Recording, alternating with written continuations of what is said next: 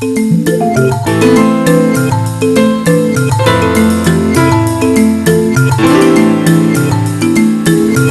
quería hacer una Copa del Mundo propia, separándola de los Juegos Olímpicos. Y luchaba denodadamente, pero no conseguía países que quisieran organizarla en Europa.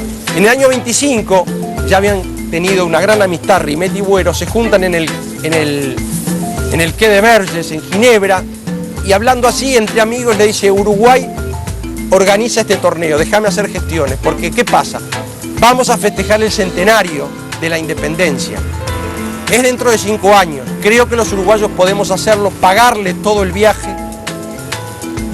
armar y construir un estadio y hacer la Copa del Mundo, la primera de la FIFA, fuera del movimiento olímpico. Y así se hace el torneo de 1930, que llegan a la final porque era el mejor fútbol del mundo, estaba acá, uruguayos y argentinos.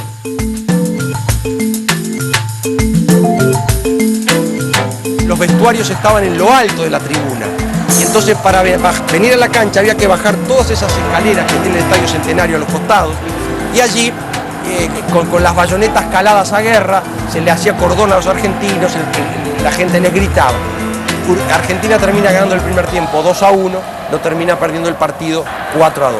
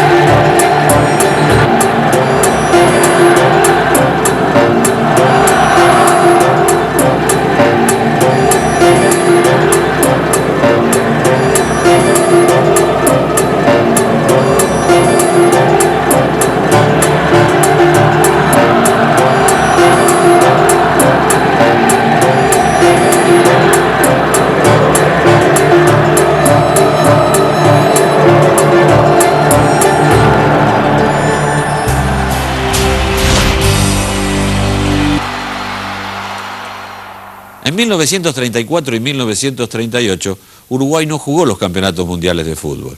La razón, una protesta contra el boicot que le habían hecho muchos países que no fueron al Mundial de 1930. Después pasó la Segunda Guerra Mundial, que paralizó no solamente el fútbol, sino la vida, y nos encontramos en 1950 en un nuevo campeonato mundial. ¿Se acuerdan, no? El Maracanazo. Imposible olvidarse. Es más, se recuerda.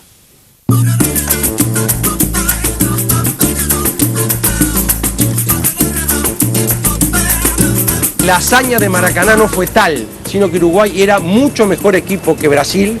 Se conocían de memoria los jugadores porque habían arrancado jugando desde el año 40 la defensa uruguaya contra el ataque brasileño, y tiene Uruguay el asombro de que en el año 48 y 49 aparecen Míguez, aparece Guilla y aparece Schiaffino, 3 delanteros jóvenes que los brasileños no conocían y que eran los mejores jugadores del mundo. En la medida que pase el tiempo, a mi manera de ver las cosas cada vez va a ser más grande. Sobre todo porque aún en aquellas condiciones que eran más favorables para ciertas cosas, esa hazaña no tiene parangón, a mi manera de ver, en ningún ejemplo del fútbol mundial hasta ahora. Un estadio lleno con 200.000 personas, pero yo siempre digo que los partidos, como dicen en general el jugador de fútbol, el técnico de fútbol, los partidos hay que jugarlos. Y los partidos tienen día, hora de jugar. Y bueno, y ahí es donde se ve. Todo el mundo dice, salvo esto que yo estoy demostrando, que Uruguay en Brasil no podía ganarle en el 50 en Maracaná a los brasileños. Y sin embargo le gana después de estar perdiendo 1-0 cuando Brasil con el empate era campeón del mundo, porque en ese torneo no hubo final sino que hubo un triangular. Uruguay jugó un gran partido y bueno, ese era el día de Uruguay y sin duda Uruguay tenía un gran equipo también. Pero tenía esas cosas de que tienen los locos o algo que no se puede explicar, que le hace el gol Friasa, que fue en offside, a los 5 minutos del segundo tiempo, y Odulio Varela, en vez de mover, agarra la pelota bajo el brazo y se va a protestarle a línea, y él me lo dijo, yo fui a protestar offside, que estaba mal hecho el gol, que no lo podían cobrar. Y lo que recuerdo es que íbamos perdiendo 1-0, yo era muy niño y muy católico, catoliquísimo, y entonces caí de rodillas al piso y hablé con Dios y le dije, ay Dios, Diosito, no me podés fallar, por favor, te lo pido. Le pedí un milagro y le hice una promesa y él supo cumplir y Uruguay hizo un gol, después otro y ganamos. Y por suerte yo nunca pude recordar la promesa que hice, porque si no, sería uno de esos locos que andan por las calles murmurando Padre Nuestro, ¿viste? Porque claro, debo haberle prometido 1.000.000 de Padre Nuestro, andá a saber qué cosa. Había una panadería, una radio, pusieron unos parlantes y bueno, y ahí yo veía que había mucha gente, pero con los años entendí que era esa final, increíblemente, y los gritos de los goles. Y yo me acuerdo que siempre arriba los hombros de mi padre. Y la alegría enorme de lo que fue la ciudad de Montevideo, que estalló de alegría. Lo de Maracaná no se puede superar. ¿Por qué? Porque no se va a llegar difícilmente a tener una liguilla como torneo finalización de un campeonato del mundo. La verdad que siempre para todos nosotros en Uruguay fue la mayor gesta deportiva de nuestro fútbol o de nuestro deporte en sí. Pero además creo que fue la mayor victoria hasta hoy. Varios jugadores de aquel Brasil que nos dicen, nos ganaron bien, eran mejores que nosotros. Y así fue.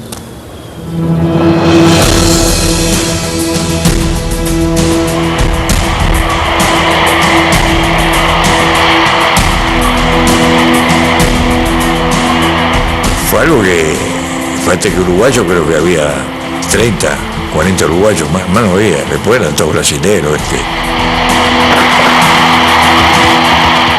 Tratamos el primer tiempo de tratar de mantenernos y la tiró por arriba.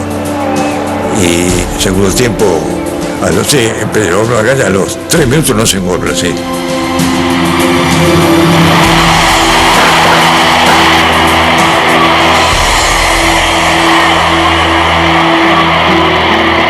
Estamos a los 24 minutos. Por la punta me le fui al marcador, hice el cruce hacia atrás que venía Chafino, entrando y como vino le pateó y la metió en el ángulo. Me di cuenta que se le podía ganar, porque ellos quedaron fríos. Y ahí a los 34 minutos vino el gol mío. Yo era muy rápido, muy veloz, y me le fui a Bigode y el vaquero que era Juvenal. Y vi ahí, y sorteé la pelota, entró justo contra el palo, y cuando se tiró ya la pelota había entrado.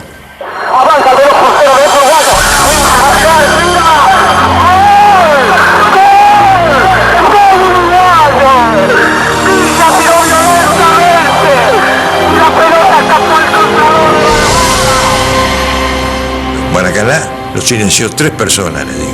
El Papa, Frank Sinatra y yo.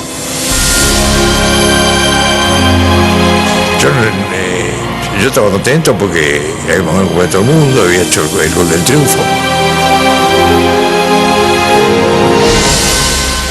Pero estaba, a pesar de la alegría que uno tenía, te daba tristeza mirarle la tribuna. Veía a la gente llorando, desesperada, ¿sabes?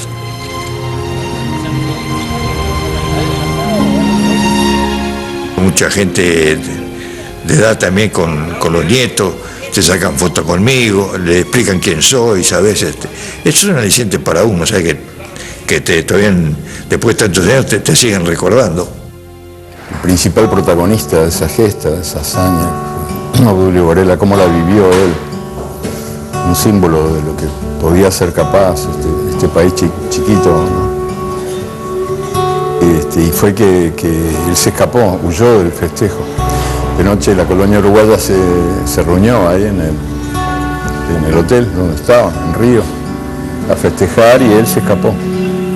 Se escapó y se fue a beber a los bares de Río. Encontró una ciudad de luto, una ciudad que lloraba. Y fue entrando de bar en bar, en uno, en otro. Y siempre era lo mismo. Gente abatida, llorando, derrotada. Y él se sentía culpable de haberles hecho esa maldad. Cuando los tenía todos juntos en las tribunas, odiaba esa bestia vociferante, que era de 200.000 cabezas, como te dije, pero cuando los veía de a uno, así tan solitos, le venía una lástima bárbara. Decía, pero ¿cómo pude hacerles eso? Y entonces cada vez más conmovido, no se animaba a decirles que era él, porque todos le decían Foglio Vidurio, y él no tenía el coraje de decir Ovidio.